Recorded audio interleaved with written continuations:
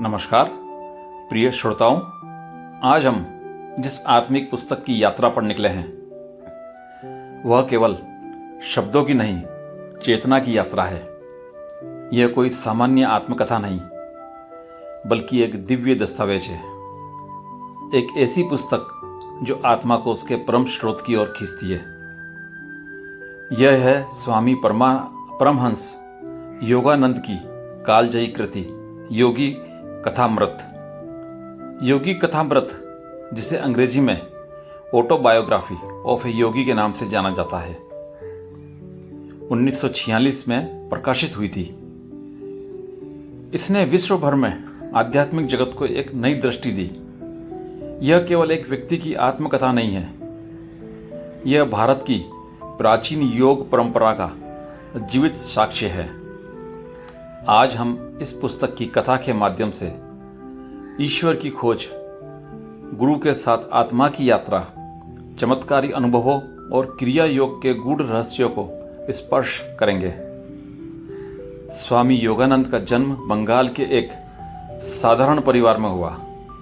बचपन से ही उनका मन संसार की सामान्य चीजों से परे था। जब अन्य बच्चे खेलों में मग्न रहते, योगानंद किसी पेड़ की छाया में आंखें मूंदकर ईश्वर का ध्यान करते। वे अक्सर अपनी माँ से पूछते, माँ, क्या तुमने भगवान को देखा है? उनके भीतर यह प्यास जन्म से ही थी, भगवान को जानना, देखना और अनुभव करना। बचपन में ही उन्होंने अनेक साधकों से मुलाकात की।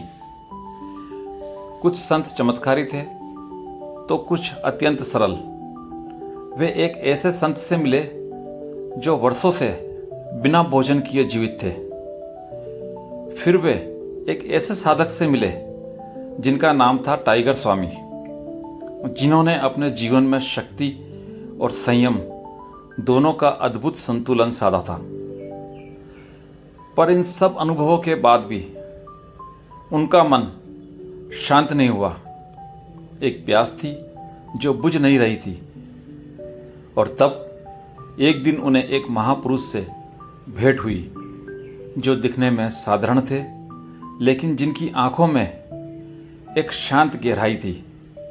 वे थे श्री युक्तेश्वर गिरी। यहीं से योगानंद की आत्मा को विश्राम मिला। श्री युक्तेश्वर को देखते ही योगानंद के भीतर एक मौन हो गया, जैसे कोई खोई हुई ध्वनि अचानक अपने स्रोत से मिल गई हो। गुरु ने न केवल उन्हें आत्मा का ज्ञान दिया, बल्कि जीवन को समझने की दृष्टि दी। उन्होंने कहा, तुम्हें ईश्वर मिलेगा इस जीवन में और मैं तुम्हारा मार्गदर्शक हूं। यह गुरु शिष्य संबंध योगी कथामृत का हृदय है।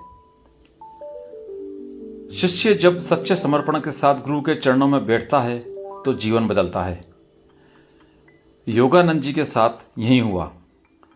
गुरु ने उन्हें केवल उपदेश नहीं दिए, उन्होंने उन्हें अनुभव कराया, सिखाया कि ध्यान क्या होता है, आत्मा क्या होती है और मृत्यु केवल एक परिवर्तन मात्र है। गुरु उन्हें क्रिया योग में दीक्षित करते हैं। क्रिया योग एक ऐसी पद्धति जो श्वास, प्राण और चेतना को संतुलित करके आत्मा को परमात्मा की ओर उड़ान देती है। योगी कथामृत में इस योग पद्धति का वर्णन एक वैज्ञानिक गहराई से किया गया है। योगानंद जी लिखते हैं, क्रिया योग आत्मा का विज्ञान है। यह तुम्हें ईश्वर की गोद में बहुत तेजी से पहुंचा सकता है। जितना वर्षों की कठिन साधना नहीं कर पाती, वह क्रिया योग की कुछ सांसों में संभव है। इस आत्मिक यात्रा में एक और रहस्य का द्वार खुलता है, महाअवतार बाबा जी का वर्णन। वे एक ऐसे दिव्य पुरुष हैं जो हिमालय में स्थित हैं, जिनका शरीर हजारों वर्षों से अमर है, जो मानव जाति के उत्थान के लिए गुप्त रूप से कार्य कर रहे हैं। योगानंद जी उन्हें भारतीय क्राइस्ट कहते हैं। बाबा जी ने लाहिड़ी महाशय को क्रिया योग प्रदान किया। लाहिड़ी महाशय से यह ज्ञान युक्तेश्वर गिरी तक पहुंचा और फिर योगानंद तक।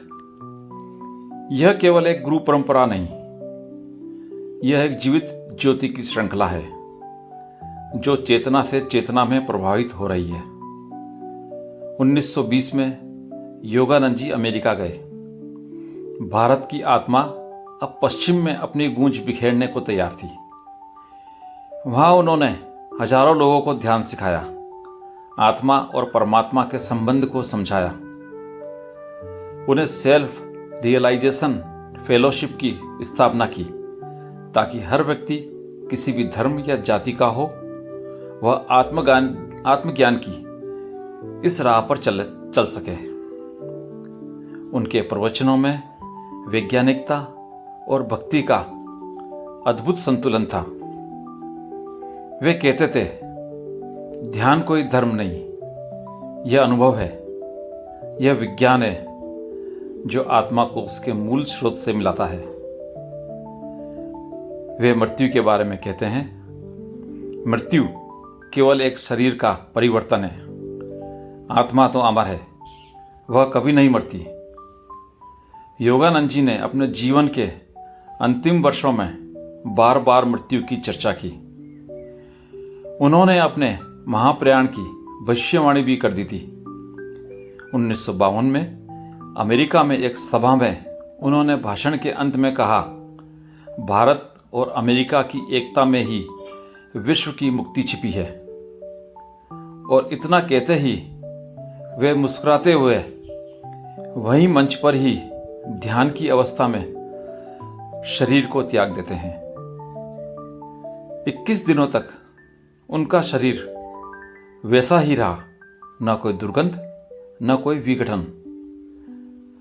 यह आज भी लॉस एंजेलिस के मृत्यु प्रमाण पत्र में दर्ज है। वैज्ञानिक भी चकित रह गए। यह मृत्यु नहीं थी, यह समाधि थी। जैसे कोई दीपक हवा से नहीं अपने स्वयं के प्रकाश से बुझता है। योगी कथामृत का प्रत्येक अध्याय एक ध्यान है, प्रत्येक पात्र एक प्रतीक है उस चेतना का जो हमारे भीतर सोई पड़ी है। यह पुस्तक पढ़ना नहीं, एक ध्यानपूर्ण अनुभव है और यह हृदय को स्पर्श करती है, आंखों में नमी लाती है और आत्मा में वह मौन उत्पन्न करती है जिसमें ईश्वर स्वयं प्रकट होते हैं। अगर आपने यह पुस्तक अब तक नहीं पढ़ी है तो कृपया समय निकालिए, क्योंकि यह कोई कहानी नहीं, यह वह पुल है जो हमें हमारी आत्मा तक ले जा सकता है। और अगर आपने इसे पढ़ा है तो पुनः पढ़िए, क्योंकि हर बार यह आपको उसी शब्द में एक नया सत्य दिखाएगी। और इस पॉडकास्ट के अंत में मैं बस यही कहूँगा, योगी कथामृत वह अमृत है जो आत्मा को उसकी भूख का उत्तर देता है। यह वह मार्ग है जहाँ चमत्कार भी विज्ञान बन जाते हैं और मृत्यु भी केवल एक मुस्कान होती है। ओम शांति, ओम प्रेम, ओम सत्य।